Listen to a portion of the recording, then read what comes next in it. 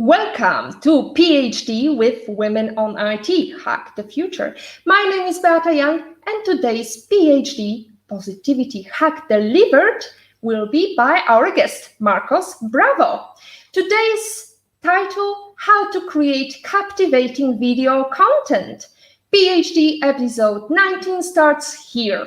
Let me remind you, this is a grassroots community that focuses on women on IT, inclusive forum of women in technology, startups, female leaders who are supported by men as well, as we can see tonight. And I bring heart to that hustle because empathy is my mojo. And empathy is critical when you are creating captivating video content. If video marketing is the future, then the future is here. You're at the right place if you've been wondering whether it's worth putting the resources into video marketing for your business. Do you have enough resources to create videos? Are enough people in your target audience interested in videos? And in the end, will it be worth the effort? In this live stream, we'll cover some of the key elements that purpose-driven creators can hack to make an impact through the power of video. Marcus is a veteran marketing and brand expert with over 20 years of experience in many industries. These days, he works as the head video creator for LiveChat and shares his experience in a series of videos created for SUCCESS by LiveChat. Marketing mentor and investor relations in the European region and LATAM. It's time to take actions and create captivating video content. Marcus, where in the world are you today? I am actually in Poland. I'm in Wrocław, well, not too far from Wrocław in Poland. I think it's southeast, and you're going to kill me if I got that wrong. But yeah, it's not too far from Berlin, and that's where I'm, and I'm in my bedroom right now, as you can tell. Well, Wrocław was the place that we met first in 2016, I believe, for startup. Yes, and first of all, Marcos, I would like to congratulate you on getting a milestone of 1,000 followers on YouTube just 2 months ago. How long did it take you to achieve this? It took us a year, almost on the date. It took us a year. It was, I know it's not a very impressive number when you look at some of the influencers around or some of the content creators around. You can have millions of followers or subscribers, but it was a milestone because you get certain perks after you reach that number. And getting to 1,000, yeah, it took us that year and a lot of work, but we're looking for the next milestone. Who knows? Hopefully 10,000 and then more and more. So what kind of work was the most challenging part of content creation? The most challenging part started with finding the right tone of voice to talk to an audience. We didn't really know exactly who we wanted to talk to. I mean, we knew that we wanted to link somehow what we were creating with the company's focus, so certain level of investors or startups, and we wanted to do that. So we needed to find the right tone of voice, which eventually ended up being my own tone of voice. I mean, the person you see in my videos, it's just me. I don't really change anything that I say or do or any of my mannerisms or whatever. So yeah, that was probably the hardest part in the beginning. Fantastic, and you're doing it very well. So what was your journey of building a personal brand? How did you start with your videos? So I'm going to try to make it short because it all started probably around 2015, 2016 when I attended one of these startup meetings. And someone invited me like, well, you're from a different country. You want to talk and say something? I'm like, sure. I'll jump on the stage and did a talk. And it was very well received. It was very different from what everybody hears. So that sort of pushed me, all right, I'll keep talking around whenever. So any sort of event, they were like, hey, do you want someone to talk about marketing and things? Like, sure. And I started building that just locally in my little group or my little area of startup events. But based on that, people started noticing that, well, Marcus can communicate better than we do, so let's bring Marcus to talk about our company. And together with that, I did some podcasts for other companies, and eventually LiveChat said, we've seen some of your work. You want to come and become our brand ambassador and use the videos for us? And I did. I said yes, and I started working on in basically every social media, putting my face out there, started talking to people, networking, and it really put me out of my comfort zone, because even though I look like a very outgoing or extrovert person, I am not. I'm a very shy, a very introvert person, which you wouldn't be able to tell looking at my videos, but still, it was like, all right, well, if we're gonna do this, let's do it all the way. Great. Well, I'm surprised, Marcus. You indeed don't really strike me as a person who would be camera shy. So YouTube and its star vloggers' influence on millennials and younger demographics are undeniable. Out of 10 millennials say that their favorite YouTubers understand them better than family and friends. A new study surveying 1,000 kids ages 6 to 17 shares additional insight on YouTubers. Becoming a YouTuber is now the best career choice. It is tricky to create captivating video content when you are a brand ambassador. How to remain genuine? You need to understand and I'm going to repeat this. You need to understand the tone of voice that your target is talking. If you want to connect with millennials and youngers or gamers or fashion, you talk the talk, you do their language, you do their thing, and you relate with them in a way that they see that you're being honest. Even if you're talking about things that you don't know, make sure you let them know. Like, look, I'm not sure about this, but this is what I heard. This is what I understand. If you know more, comments below, blah, blah, blah. And you start engaging people into, look, I'm not here to tell you how things are. I'm here to have a conversation. And as soon as you sort of open that little barrier of like, I am not untouchable, I'm just one of you guys on camera, that's when people start connecting to the content that you put out. So it's same thing happened to us. Every time we had a something that I wasn't very sure, I will make sure that I say it on camera. I was like, look, I read an article about this, and this is what I found out, blah, blah, blah. And it's not my area, but it's something for you guys to figure out yourself. This is just a little push. So just by showing that you're not here to tell things, you're here to have a conversation, engage, and understanding the tone of voice from the other side, like how you guys talk, that make it a lot easier to connect with a demographic or with a specific audience. Thank you for that insight. I think as we could hear in the background, we had a little interruption by the hotel staff who are trying to interact and engage with us. Unfortunately, they didn't read their memo saying that from 6 o'clock we are talking with video content creator Marcos Bravo. And so the next question I have, what would you say are minimum resources to create captivating videos for let's say solopreneur? Oh, that's the best part, is that you really don't need much. Everybody can do video right now. I mean, you're carrying around a camera with you.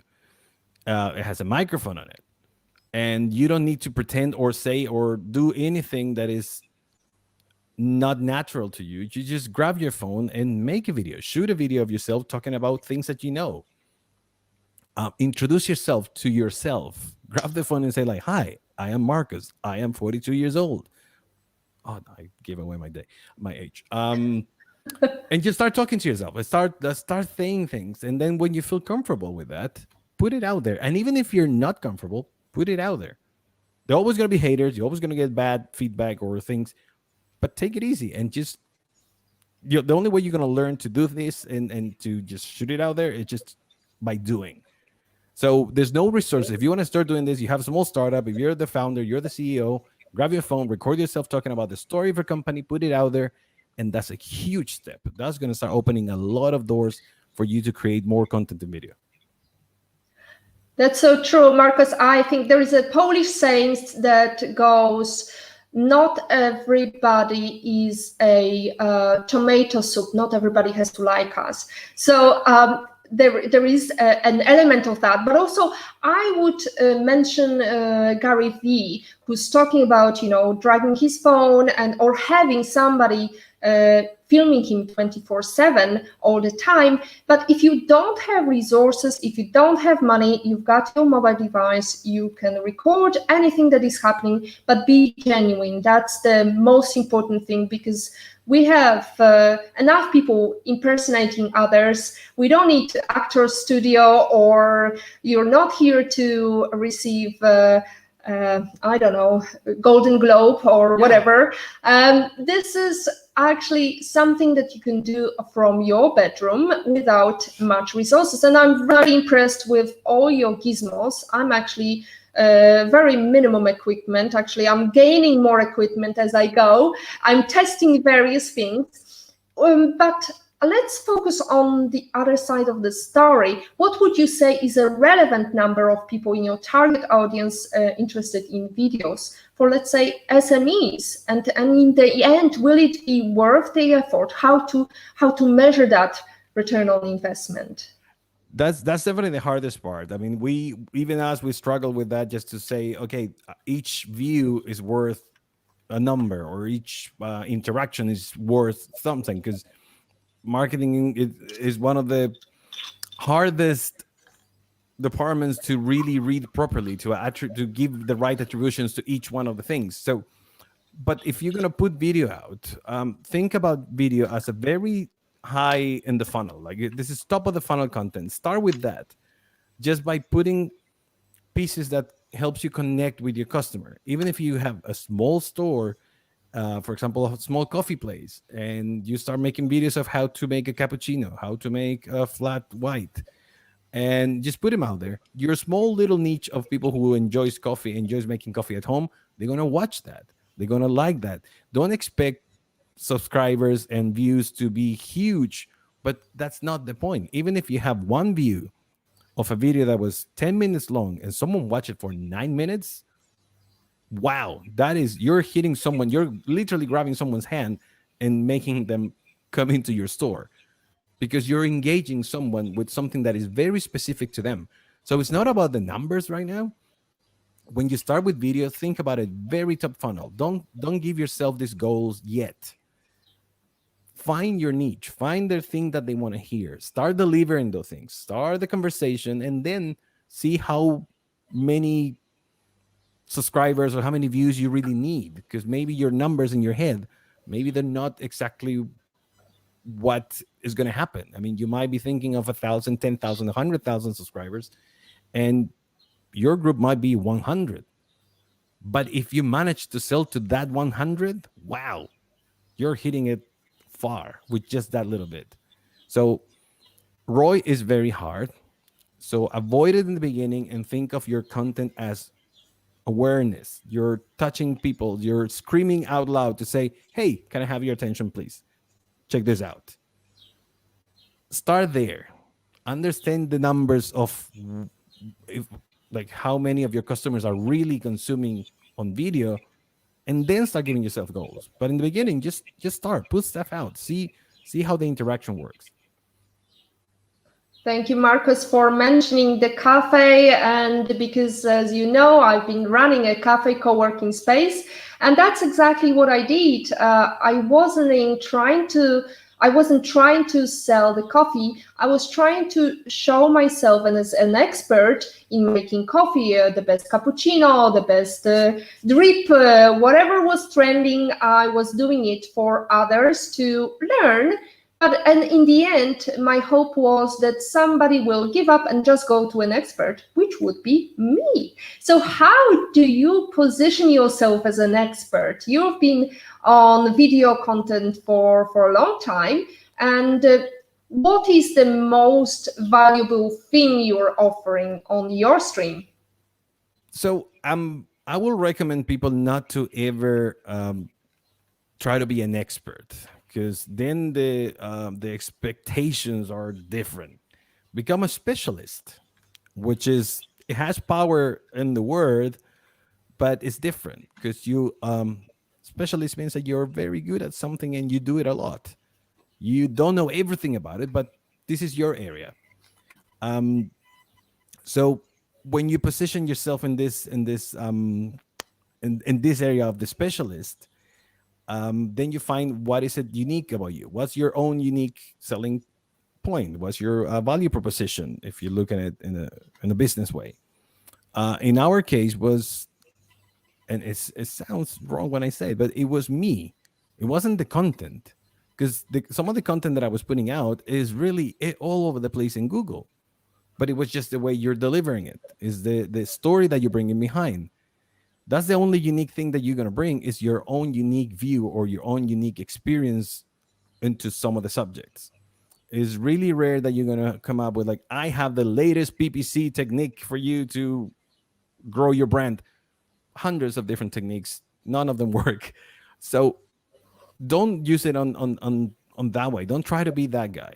Try to be the guy who shares the hits and the misses to the person that opens up about everything, opens up about being yourself, opens up about the fears. And for example, right now, when I told you I'm a shy person, I'm an introvert. I had a chat 2 weeks ago, and when I said that, the host laughed out loud, like, that's impossible, Marcus. I'm like, dude, I'm being serious. I'm honest here. And then the whole thing actually changed, and everybody said, oh, okay, so you're showing us your weakness right now. That's something not many people do, and that's probably what I did that it make it different. When I stood up and started talking about certain business things, I never came as an expert.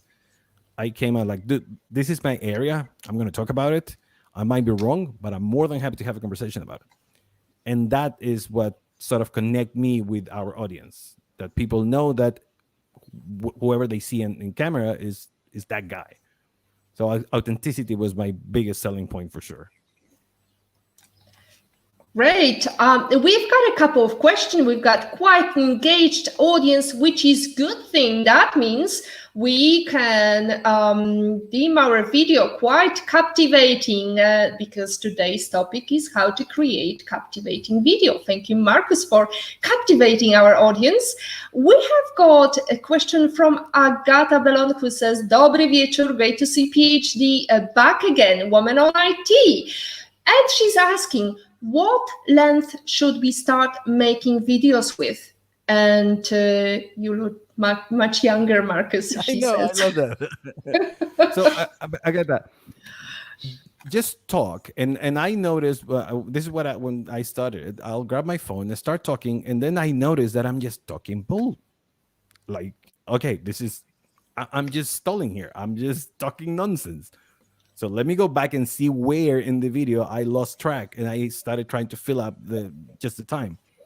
Start with something short as 30 seconds, and then push it a little bit longer. Like try to see if you're talking about a subject that you know very well, talk about it as much as you understand. Don't try to memorize anything. Don't try to remember the right formulas or the right things.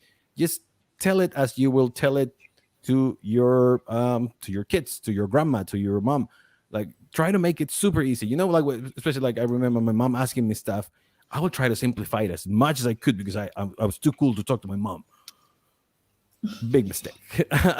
But you simplify it in a way that you're still telling the truth. You're still giving all the information, but in a very easy way that is just very easy for them to digest and not create a controversy or a discussion. It's like, here it is. This is what's happening. But if I have to give you a number, give it 30 seconds, grab your phone and start talking to it. And when you run out of air, tell the phone. It's like, well, I think I said enough about that. So we're going to cut it here. Thank you for watching me. And that's all. And cut it. And look at yourself. See how you're never going to like your videos. By the way, I every video that I put out, I'm like, oh, that was a terrible video. Until someone tells me, no, man, that's actually pretty good. Oh, thanks. Imposter syndrome is a real thing, so be ready for it. But yeah, go for 30 seconds and start growing from there. If you want to do shorter or if you want to do longer, if you can in the first try, go for it.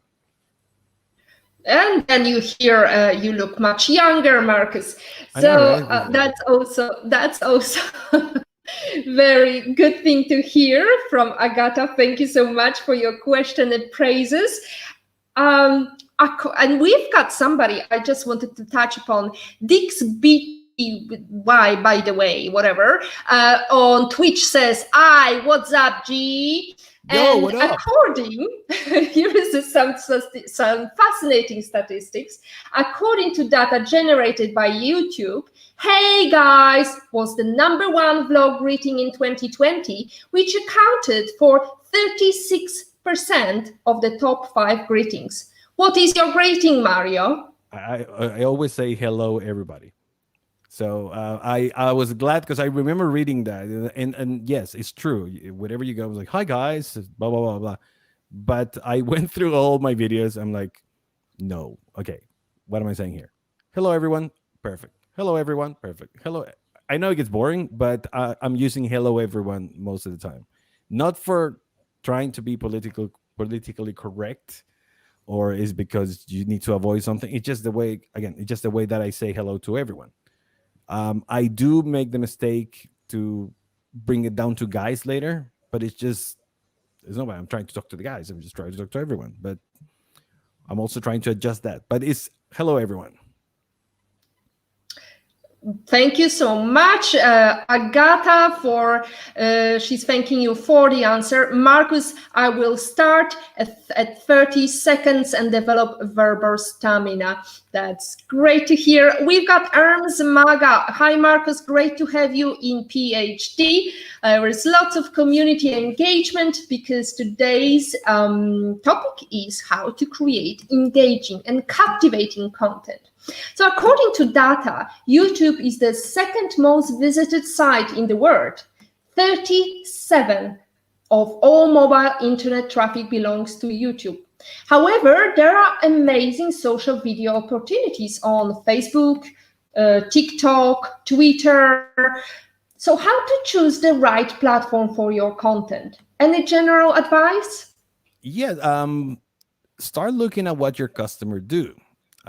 Where do they spend time? Don't just go and fill up every social media just because they're there. Like you said, yeah, YouTube is the second biggest one, but then like the amount of engagement or the amount of content putting out in TikTok is huge. That doesn't mean you have to go to TikTok. If your customer will never use TikTok, why are you going to waste your time? You can go and dance as much as you can, as much as you want, but it's not your customer, so they're not there. Same in Facebook, same in LinkedIn and Twitter. Just know where your customers are and be there.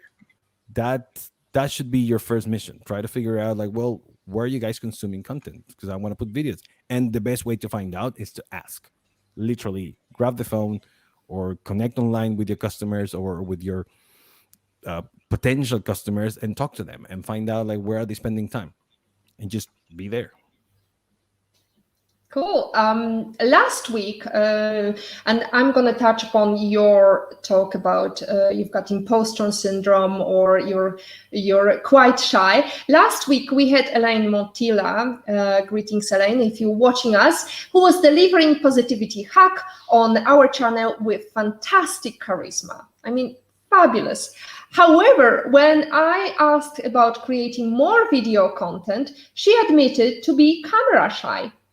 What would be your advice to her and many others who, as she put it, I hate watching myself? Well, you're never gonna stop hating watching yourself. There's always something weird about listening to your own voice. And in the studio that I work, my video producer, he's sitting right next to me. So every time he edits my videos, I hear my voice over and over and over and over, and I need to go for a walk because it's awful. But if you're camera shy, you need to stop thinking of the actual physical camera as something else. The camera is a person that you're talking to, the person that you want to have that conversation. And even if you want to have a conversation with your customer, who it might put you in a nervous mode because you're not sure you don't want to lose a customer. Forget about it. The best way to sell is not trying to sell, is focusing on what is it that you're doing, either by passion or because you care about money, you care about our costs. But when you open that conversation, then you don't really have to worry about selling. You're putting all your points out there. You know that person is your potential customer, so you know that you're putting something out there that they care. And as soon as they show interest or they ask questions, then you start modifying your speech, or and you start moving into the area of like, oh, you want to know more because I have more, and start dropping out there. But you need to stop thinking that the camera is something different. The camera is just a person. It's the way I will be talking right now to you, Beata, in person. Probably I'll be looking in a different way, but it's just you. I'm talking to you, and I know there are a lot of people watching this, but it doesn't bother me because it's just a conversation between two people. Cool. And we not only can count on our customers, we are surrounded by our networks.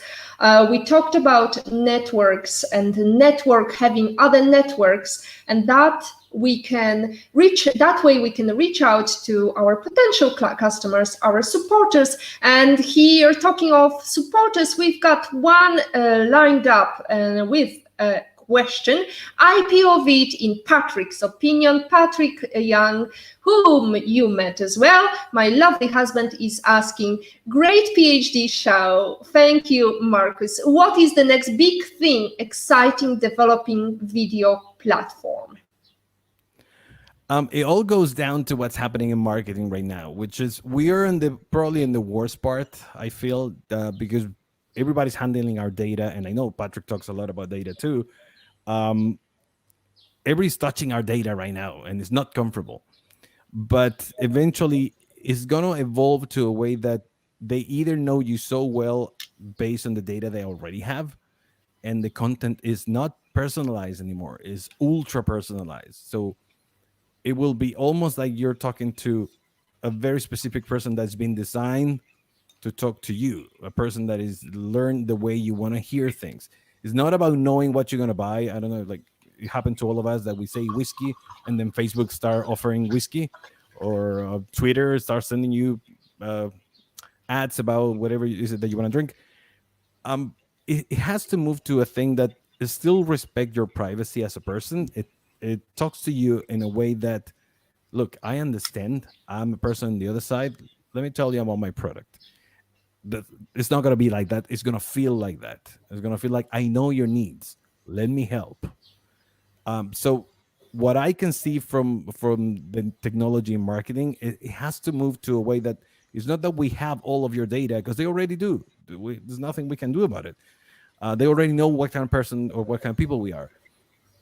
But if they can modify that into creating a good message that is very, very specific to you, is what's going to happen. And it can go both ways. It can be great because ethics are going to win and people's going to use all of this information in a good way, or it's going to go bad and they're going to take advantage of all your needs and all of your fears and everything. They're going to attack you until you buy their product because they know what are you scared of. So going also to specific video platform, this is happening. Little things are happening already. I got a video the other day from a company that was such a tiny little detail. It's a generic video, but the difference is that in the beginning, the video started, "Hello, Marcus. We prepared this video specifically for you." And the rest of the video is all generic. But that little "Hello, Marcus," I'm like, "Oh, that's me. That's my name. You prepared this for me? Oh, I want to watch it." So those little things are changing, and those little things are going to get bigger and bigger. They're going to know you so well, and hopefully nobody's going to take advantage of who you are. But it's going to be a great way for you also to sell your product or your solutions, in my humble opinion. Great, I would agree with that. I'm also hopeful about not being dodgy to our data, although there are a couple of reasons to be scared. And before we dive into another question by Marianne, thank you so much, Marianne, for joining us again. There are plenty of reasons to be skeptical of grumpy old people shaking their fists at the tech habits of kids these days. But to my eyes, there is one finding that is a bit concerning. There's plenty of evidence that being an online celebrity or influencer, brand ambassador is one of the least mentally healthy careers out there. How do you keep your sanity, keeping your presence online and coping with fear of what other people think of you? I really try to disconnect as much as I can. And I'm teaching my kids this too. It's like if we do a post together on Facebook, my daughter used to ask me because she will hear what I was saying, like how many likes we got in that photo. I'm like, whoa, no, we don't do this for likes. We do this because we want to share something. Even though I'm getting paid to create content that engage and eventually generate likes and eventually people will buy our product. You as a person, you need to disconnect from what are you selling to what is happening behind. And I know that especially with the pandemic, that line got really blurred.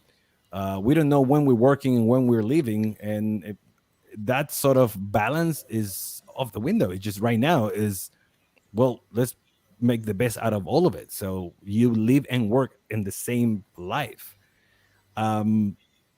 But going to the specific to me is to separate, like when you work, you set little goals that make you feel that you can turn this off. You put your video out. My video had the first 10 views, perfect, I'm just going to check it in a couple of days. But if you're going to sit down there and look, 11 views, 12 views, someone's unsubscribed, what did I do wrong? And then you start questioning everything that you're doing, it's going to kill you. Social media is just a big board. If you remember, I hope in school you'll have these big boards where people just put notes and things like that. That's what social media is. You captivate your audience by being the most colorful little note here and there, but you don't have to sit down next to the board just to make sure people are watching your thing. It is business, yes, it is business, but you as a person, and when you become the face of something, of a brand, of company, try to separate them. Try to disconnect from the expectations of what you're doing here, of what you have in the backyard right now. Thank you, Marcos. Yes, that's a very concerning thing. I remember my daughter being so upset because somebody stole her identity of some clothes changing game. So she was all tears. She was 13 at the time. We were somewhere in Poznań, in Poland, and she burst into tears because she shared her login, and all of a sudden this person took over, and her couple of months' work went to nothing. And since we are talking about alternative life, here is a good question for Marianne. Marianne is asking, what can you say about bots? Super thankful to your relatable tips, Marianne is. Thank you, Marianne. Well, bots are going to replace everything. There's certain things that I was very sure that my role as the face of a company and a communicator, if you want to call it that way, it was safe. But it's not about chatbots anymore. It's beyond that. Now AI can create faces, and this whole conversation could be a bot. And the only way that we can avoid, I mean, we can still use them. There's a great opportunity to use bots to simplify certain things. But there has to be a certain window or door for people to connect with a real human behind. And we shouldn't lie about that too. It's not like create a fake bot girlfriend in the back, and when someone will be thinking that is a real person. But you really need to use them on the favor of a company, right? If we're talking about bots for the company or for communication in general, use it to simplify things, but leave that door open to, like, you really want to connect to a person behind, because we have a guy behind. You want to talk to the guy or to the lady, sure, open up that and have a conversation. I'm very scared to say that we probably could be replaced. AI could replace the things that we say, the things that the way we motivate people. I mean, when Beata was talking about Gary Vee, that's what came out of my mind. It's like there's so many people saying the same things over and over because we already know what the other person wants to hear. So it's not going to be hard for AI to figure the same things out. Most of the motivators or influencers, they just give you what you need. So how hard could it be for bots or AI to learn that? Probably not too hard. The way I will use bots right now is to guide people towards where we want to go, but leave that window open for a real human-to-human communication.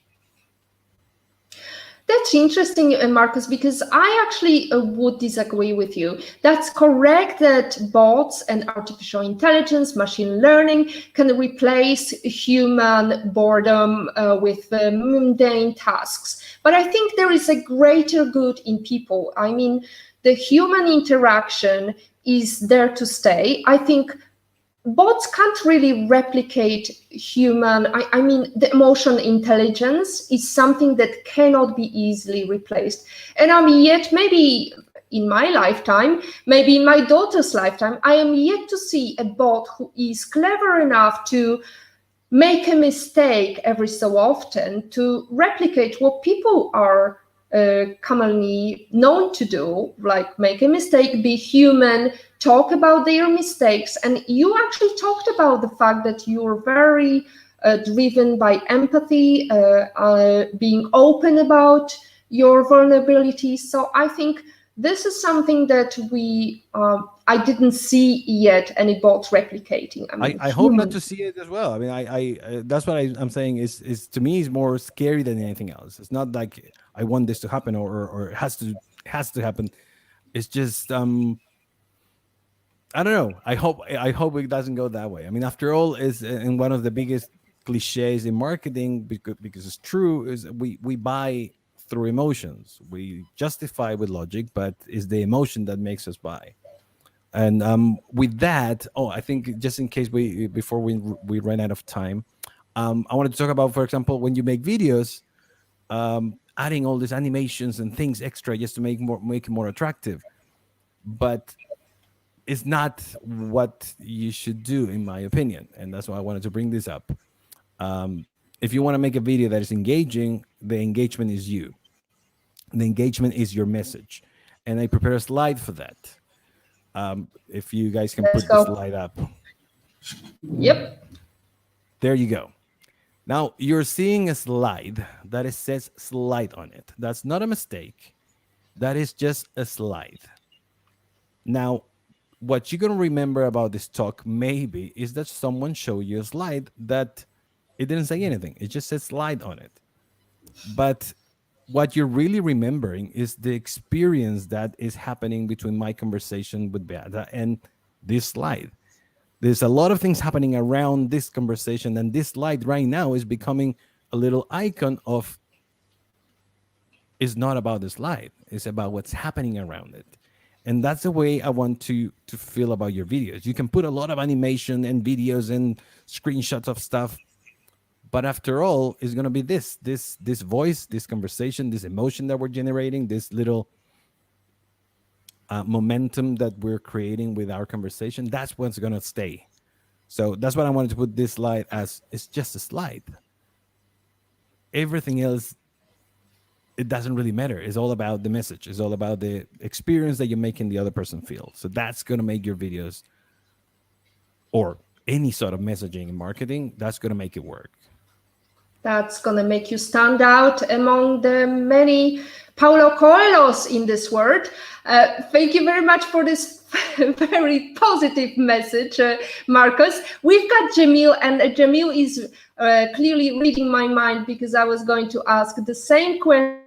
Hi, Marcus. Good to see you on PhD. What is a big mistake that happened to you in a project, and how did you deal with it? For example, I did this video about SEO. And at the time, I didn't know enough about SEO. So I read a couple of articles. I prepared a video quickly because I really wanted to have a video out as soon as I could. I read a few things. I learned them and I just started talking about them. And when I watched the video later, I realized that everything that I was saying, it was mostly wrong.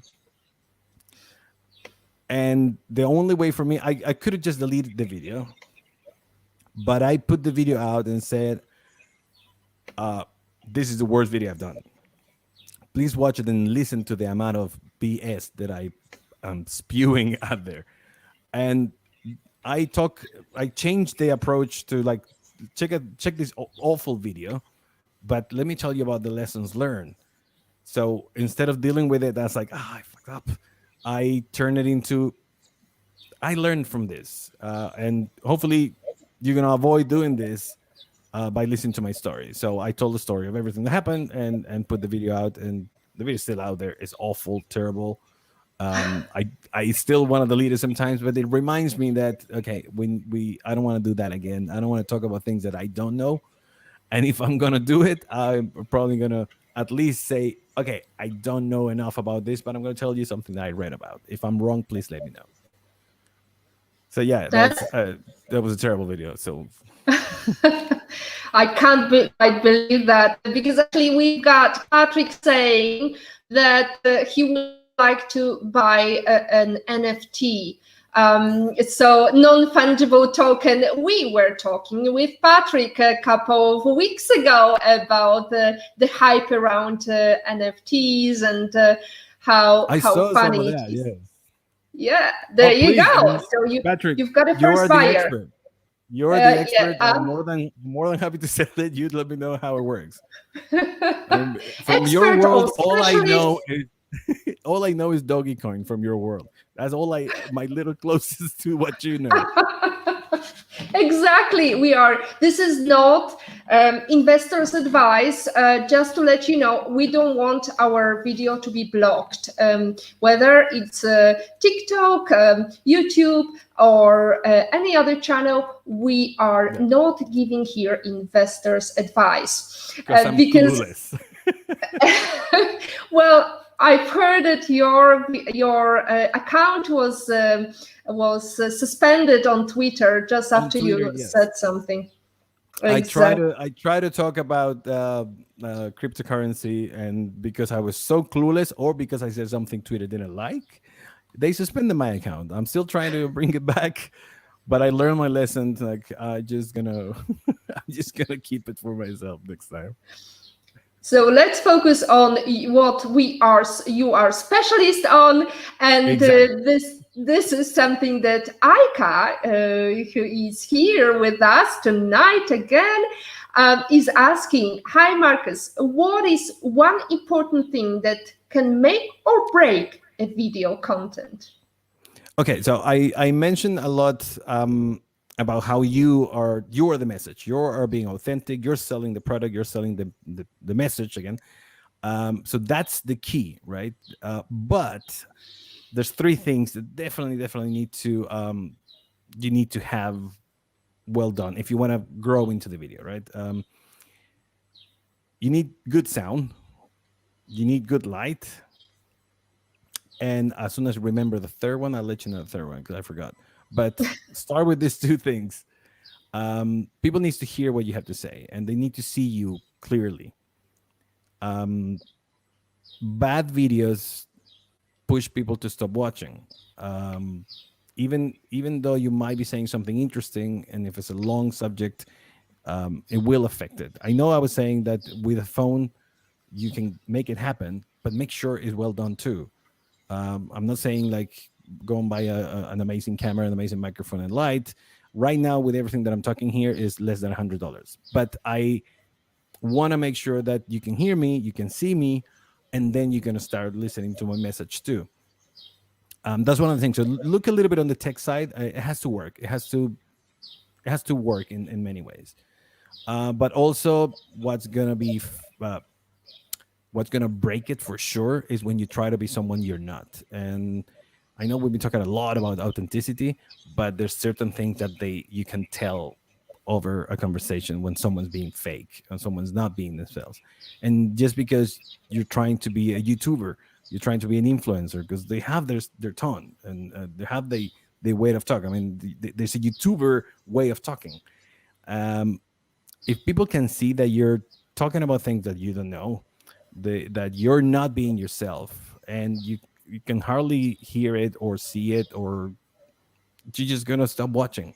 And that's the other thing, people's not gonna come back easily. If you lose a viewer, it's mostly lost forever.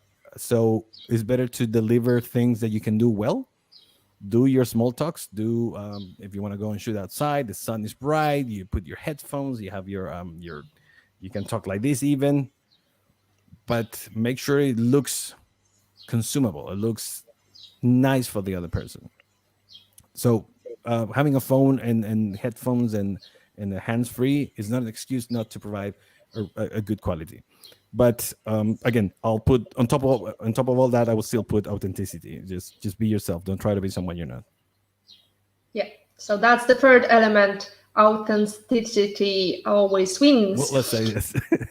Absolutely. Marcus, I would like to ask you a more personal question. What is the most common mistake you see video content creator make that you cannot stand?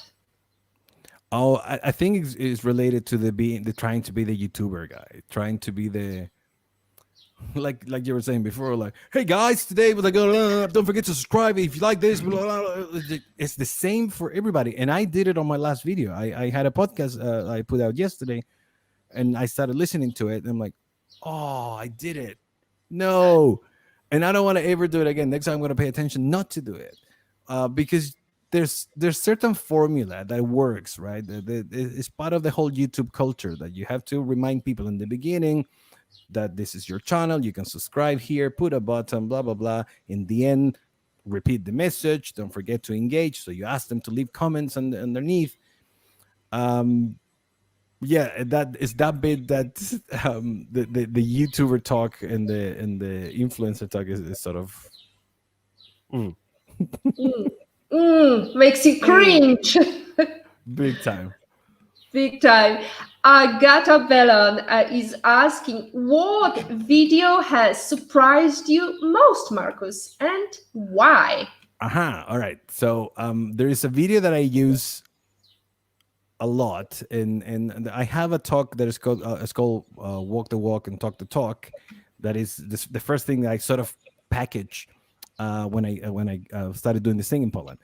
And there was a video, it's a commercial that I found in YouTube that I started watching, and every time I show it in every occasion or every talk, people cry because it's so well done and so emotional that is like, whoa, how in these 2 minutes you play with my emotions so much that the first thing I want to do is just to grab the phone and call my dad and like, I'm sorry for everything, I love you.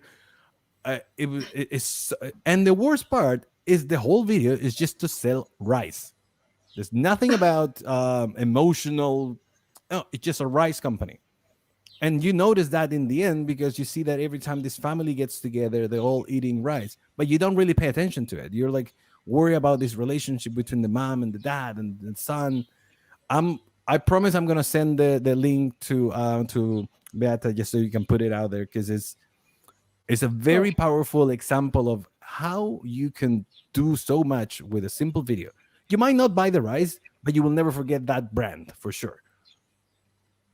Yeah, that's very powerful. And since you are in Poland, we've seen many powerful videos made, for example, by Allegro, right? Every Christmas, they managed to produce something so, cry-worthy that it's sickly. So it's amazing because it really is a hard work, and it's not just something they put up at the last minute. So it requires a lot of planning.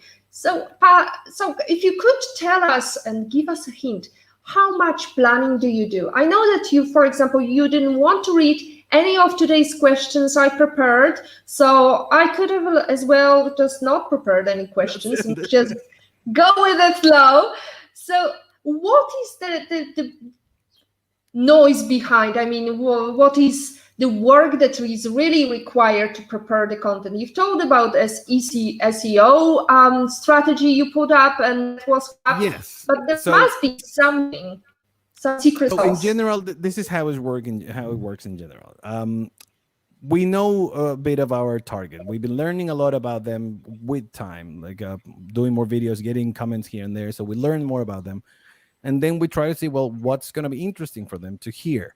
So we do a little SEO. What is people on this area or of field actually? What are they looking for? What are the things that they're googling? And go on YouTube. What are the videos that I've made on that subject? And then we try to give it our own twist. Now, I have to be honest, just like I did with your questions, and I'm sorry about that.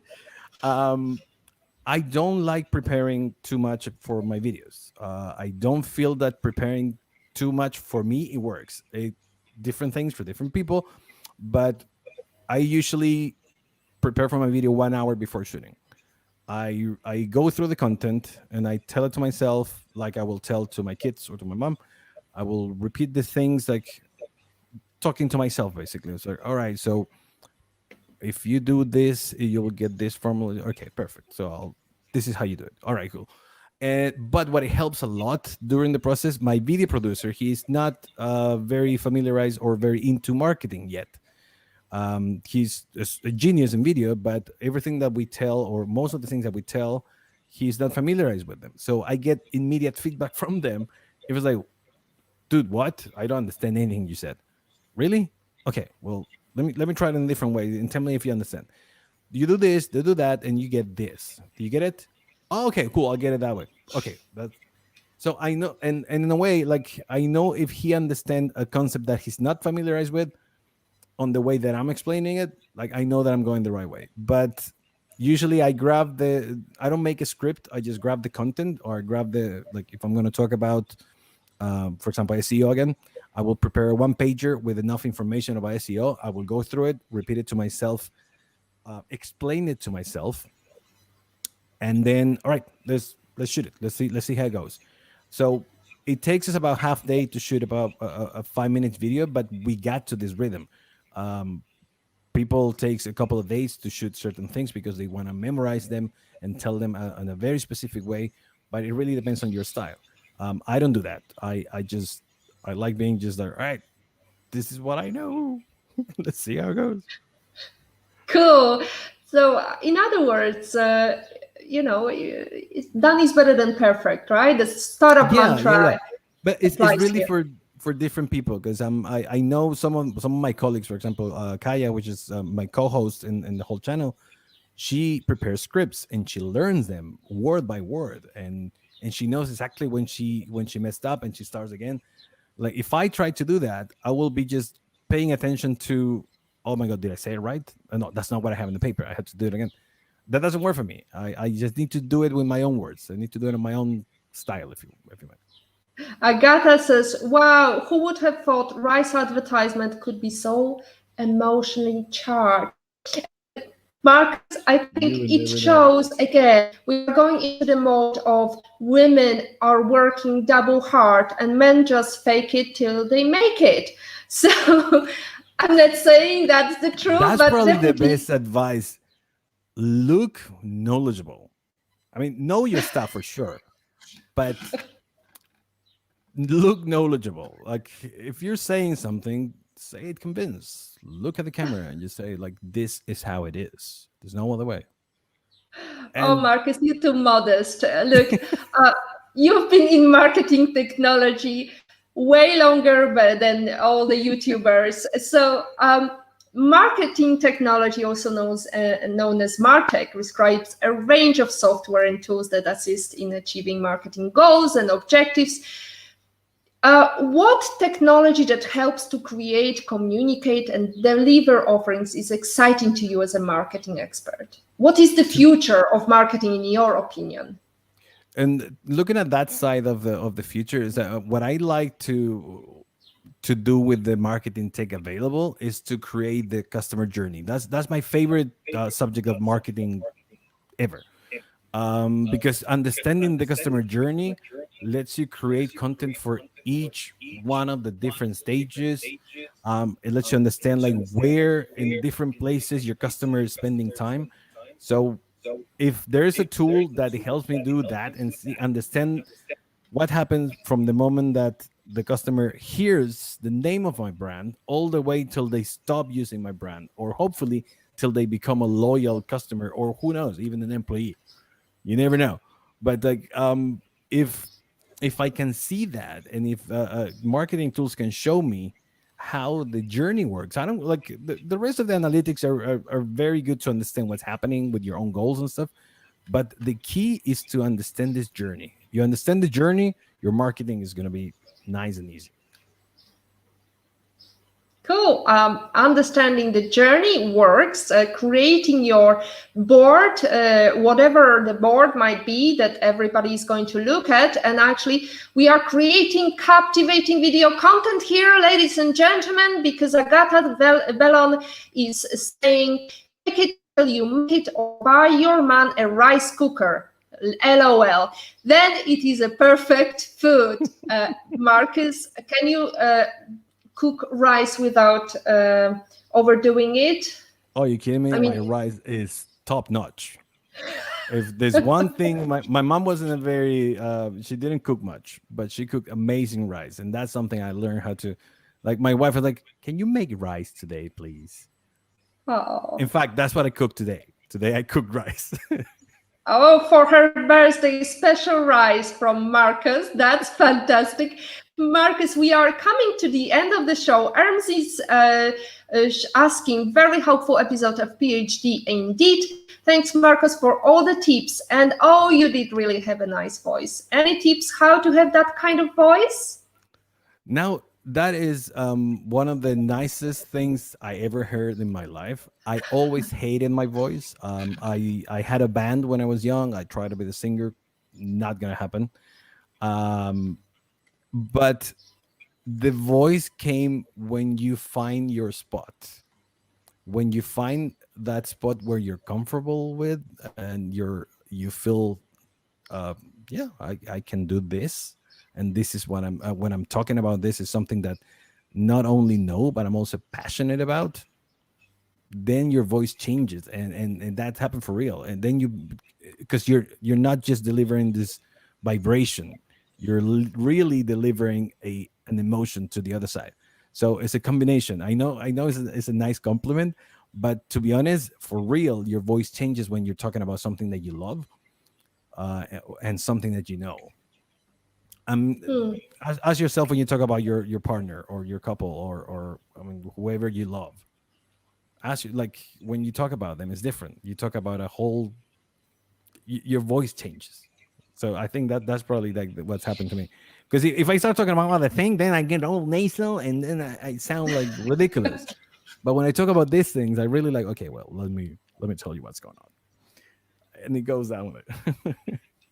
Fabulous. I have to say my theme is love as well, because empathy is my mojo, but also I'm just celebrating my husband's and mine wedding anniversary in the lovely island of Gozo. We are coming to the end. We've got Agata saying, no, Marcus, you are one of the nicest persons we have heard of on PhD. So lots of praises for your beautiful voice, Marcus. I'm jealous now. Nobody is saying nice things about my voice. But let's go to the basics. Can you please give us your favorite life lesson quote, and can you share how that was relevant to you in your life?